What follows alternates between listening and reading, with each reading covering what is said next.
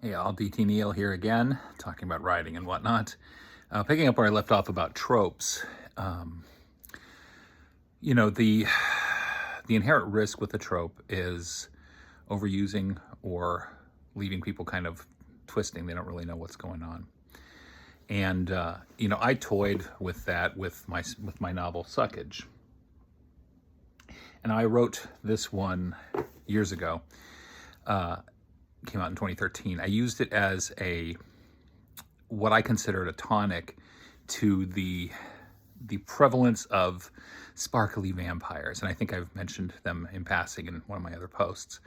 And for me, it was really annoying when they effectively defanged vampires and made them just these sparkly, sort of sprightly figures who were romantic but generally harmless. And that bothered me because I was like, come on, man, vampires. It's like, no, they need to be fucking vampires. I grew up as a kid. I mean, I read Anne Rice's vampire books, and they had a big influence on me. A lot of those books back in that time really hit me with what you could do with vampires.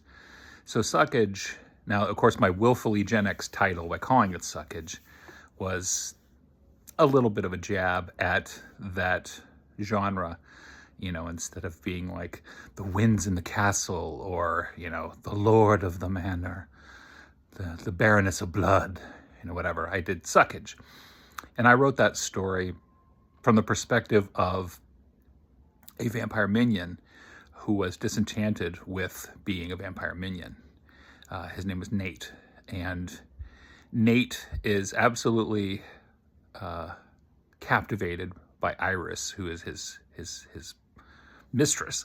And the whole story is really a tale of emotional and psychological abuse from the perspective of the narrator, from the perspective of someone who is on the receiving end of that abuse. And I was really trying to both cover the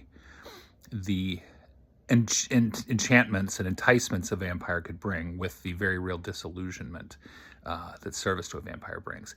And obviously what we do in the shadows has definitely picked up on that kind of vibe of the sort of the long-suffering minion, how much it sucks, no pun intended, to be a minion. And I did that many years before with Suckage. And it's that idea of just how awful that would be, what kind of an awful existence it would be. And really, the undercurrent of that story is one of being in an abusive relationship, being in an emotionally and psychologically abusive relationship. It just happened to superimpose it with a vampire and her minion.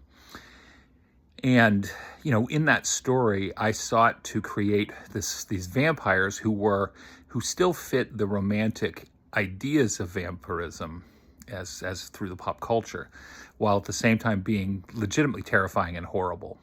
And I think I succeeded with that in that story.